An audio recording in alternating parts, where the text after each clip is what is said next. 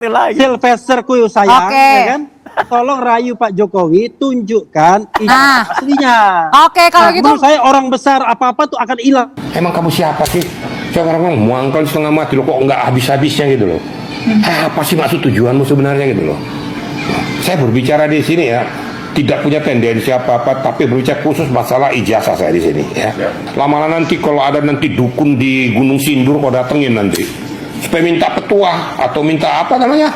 Jaga mulutmu, ya. Terus bercerminlah kau pada dirimu sendiri. Daripada kau mengotori wacana publik dengan fitnah-fitnah, sebaiknya habiskan waktumu untuk membujuk Pak Jokowi supaya secara gentleman, sebagai alumni UGM yang benar-benar, tunjukkan. Ya, gitu loh. Tadi saya duduk di sini bukan saya belain Pak Jokowi, demi Tuhan tidak. Saya hanya menjelaskan kebenaran yang di lapangan. Saya kasihan pada ibu-ibu yang dibohongi oleh mereka itu. Kalau kita tidak punya ijazah asli, memang sulit saya katakan. Hanya kalau punya ijazah asli, kita bisa nunjukkan dan itu mudah. Tapi kalau kita nggak punya, memang kita butuh semua instrumen. Saya katakan tadi, survei kita butuh, buzzer kita butuh, Sylvester kita butuh, kemudian... Assalamualaikum warahmatullahi wabarakatuh. Kembali lagi di channel Prayoga Muhammad. Teman-teman semua, sepertinya Pak Arianto Sutadi ini sudah dikategorikan sebagai termul gitu ya. Karena sudah banyak yang mulai berkomentar juga di media sosial ya mengenai Pak Arianto Sutadi. Yang dimana beliau bersumpah demi Tuhan tidak membela siapapun. Baik itu Bung Roy Suryo ataupun Jokowi ya. Tapi kita semua bisa melihat keberpihakan beliau gitu loh, ya kan? Sehingga banyaklah akhirnya netizen yang berkomentar ini sudah masuk dalam kategori termul katanya.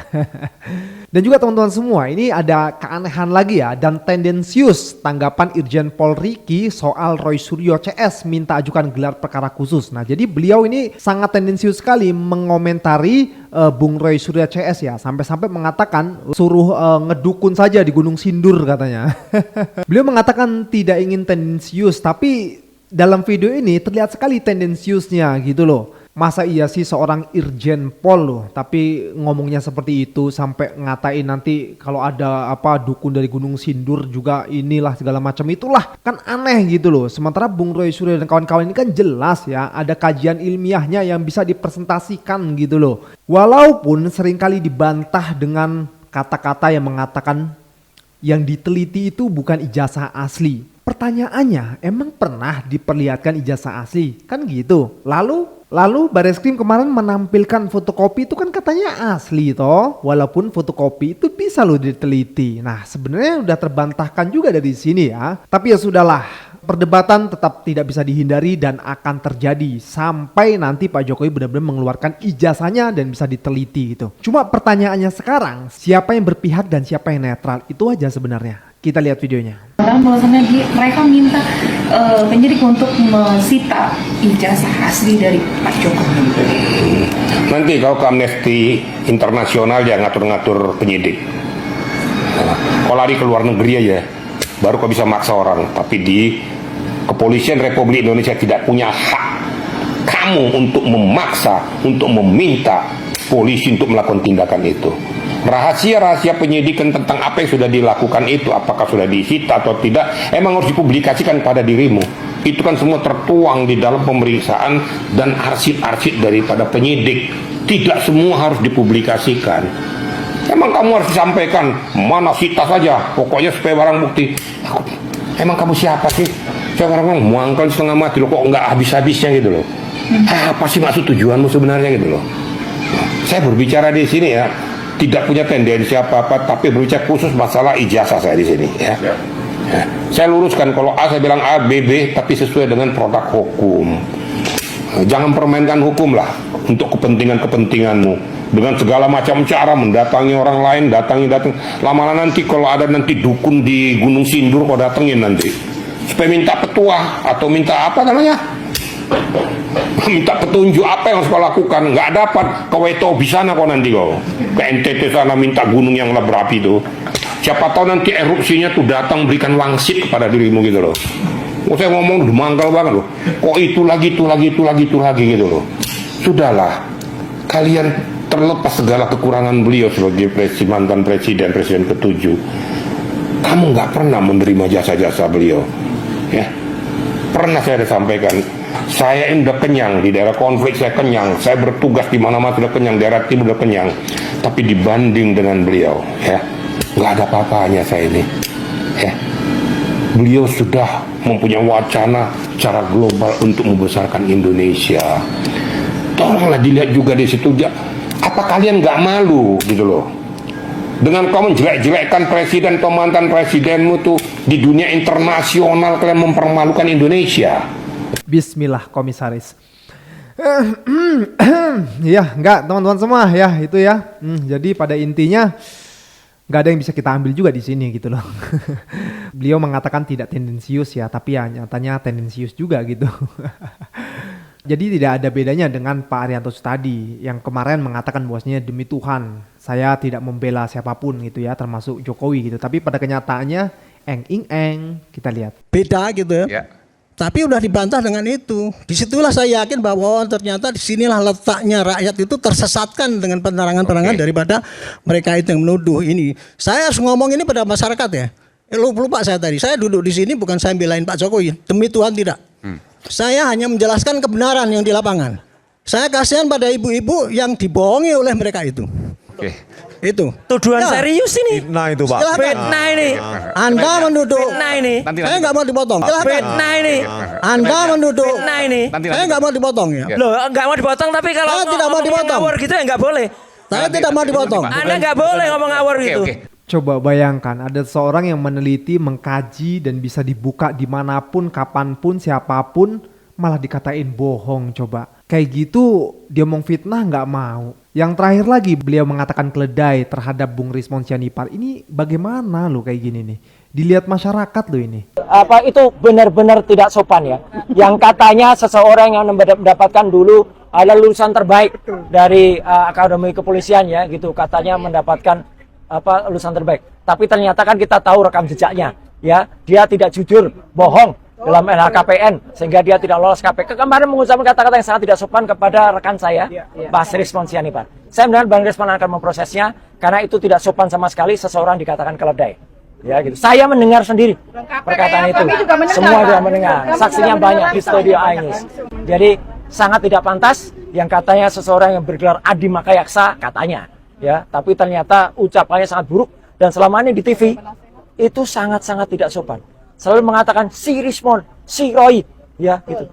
Apa emangnya orang itu? Ya gitu, itu sama sekali dia tidak sopan dan harusnya Kepolisian Republik Indonesia, Pak Prabowo tolong ingatkan Pak Kapolri jangan punya penasihat yang sangat buruk perilakunya seperti ini dan tidak sangat-sangat memihak seperti ini. Ya. Iya. Tadi Arianto Sutadi kok bisa ya mengatai saya sebagai keledai. Pak Arianto Sutadi mau ditarik atau mau saya laporkan itu? Nggak usah tarik lah ya, biar saya laporkan Anda.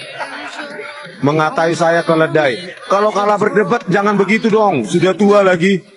Ya, Anda itu dibayar oleh APBN, Anda itu sebagai ahli Kapolri. Ini Pak Prabowo Subianto ini bagaimana nih, ahli penasehat Kapolri kok ngata-ngatain orang binatang di podium. Keledai, nggak mengakui lagi tadi. Tadi nggak mengakui, gitu loh. Padahal terdengar itu di televisi itu. Ya. Terus kalau bisa secepatnya tersangka. Ini bagaimana ini hukum di Indonesia ini, ya kan? Karena apa? Saya tidak punya kompetensi. Waduh, gimana sih Prof ini? Masa tidak punya kompetensi untuk membaca? Kalau ngambil saja bisa, masa membaca nggak bisa? Aduh, ini bukan kita nih ya, bukan membela Pak Rismon, enggak. Justru kita berharap seorang Prof ini memberikan satu bukti yang sifatnya ya berbeda dengan Pak Rismon. Kalaupun bukan data-data saintifik seperti penelitian, ya itu tadi kalau Pak Rismon melihat bahwa di lembaran pengesahannya itu tidak ditandatangani, ya tentunya mungkin Pak Prof Kunchoro ini melihat bahwa itu ditandatangani dan bisa dibuktikan gitu loh. Itu yang diharapkan masyarakat. Kalau cuma narasi, aduh, itu tadi saya ulangi, kalau cuma narasi semua bisa. Semua. Tidak perlu Prof, oke? Loh, enggak. Hanya sekedar Dr. Rismon ini hanya sekedar ingin menanyakan, katanya punya datanya. Kalau punya datanya seperti itu, ada nggak pengesahan, tanda tangan pengesahannya? Profesor Kuncoro mengatakan dengan tegas bahwa dia tidak percaya dengan Jokowi. Dia paham bahwa Jokowi itu presiden pembohong. Jelas dia katakan, tapi kok dia bisa bersitegang, bersikeras bahwa Jokowi itu lulusan UGM. Bagaimana lagi dia menyikapi tentang blunder-blunder yang pernah dikatakan Pak Jokowi di media massa, bahwa dia bimbingannya Pak Kasmujo, bahwa dia itu KKN tahun 85, sementara kepolisian mengatakan tahun 83. Kan semua blunder-blunder itu kan dibuat oleh Pak Jokowi sendiri.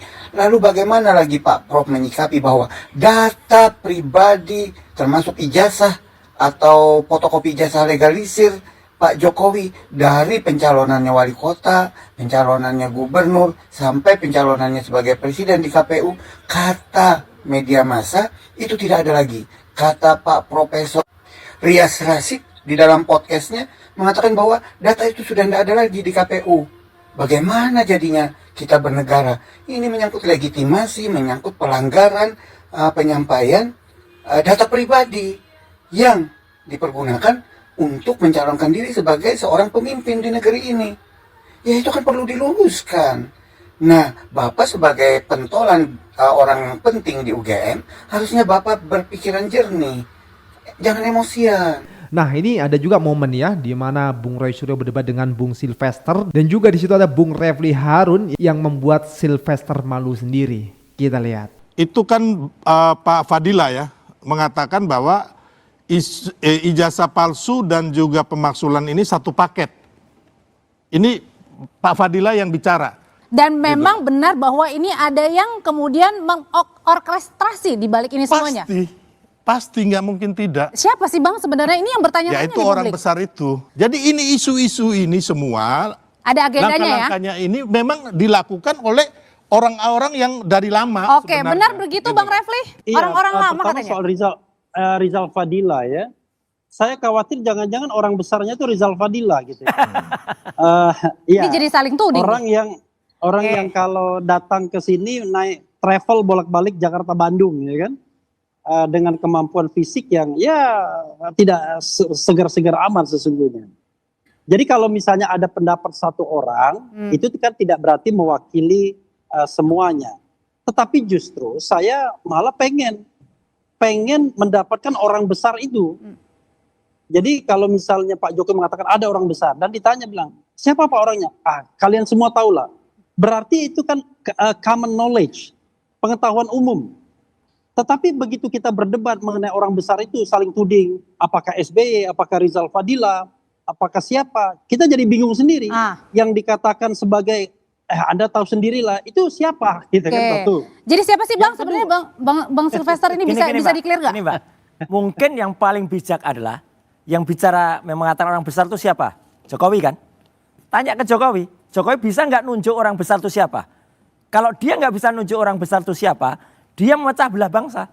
Udah jelas ini. Kan sekarang malah jadi masyarakat saling tuding. Kok bisa ya Jokowi itu punya pikiran seperti itu? Yang memecah bangsa itu kalian, yang menuduh orang tanpa bukti. Lah, Jokowi itu bukan orang besar tapi nggak mau cerita penelitian besar. Mereka ini sampai saat ini saya bilang nol besar. Kenapa? Yang diteliti ijazah digital ya kan, yang ada di sosial media. Kalau nggak ngerti teknik, itu nggak bisa diteliti. Dibawa ke pengadilan pun tidak bisa. Nol besar pengetahuan soal teknik.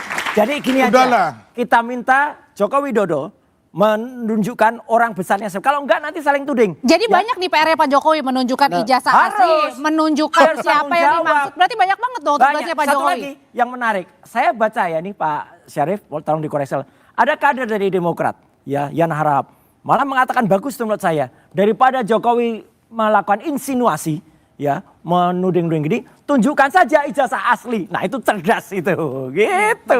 Jadi dia menunjukkan ijazah asli, itu lebih bagus itu daripada melemparkan. Ya harusnya yang menuduh ijazah palsu ini menunjukkan ijazah yang palsu itu mana. Diperdata Ya kan? gitu.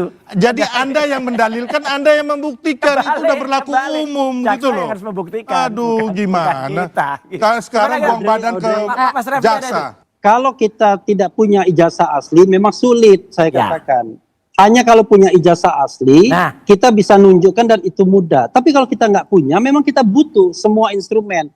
Saya katakan tadi, survei kita butuh, buzzer kita butuh, Sylvester kita butuh, kemudian barangkali juga partai-partai baru kita butuh, dan lain sebagainya. Nah, karena itu menurut saya, untuk menyelesaikan ini semua, saya yakin Pak Jokowi ada ijazah asli, ya. Tetapi saya kan belum bisa yakin kalau belum lihatnya sendiri. Balik lagi. Oke. Sylvester Kuyu sayang, ya kan? Tolong rayu Pak Jokowi, tunjukkan ijazah aslinya. Oke, kalau gitu. Menurut saya orang besar apa-apa tuh akan hilang sendiri. Nah, Mas Ade kalau gitu Anda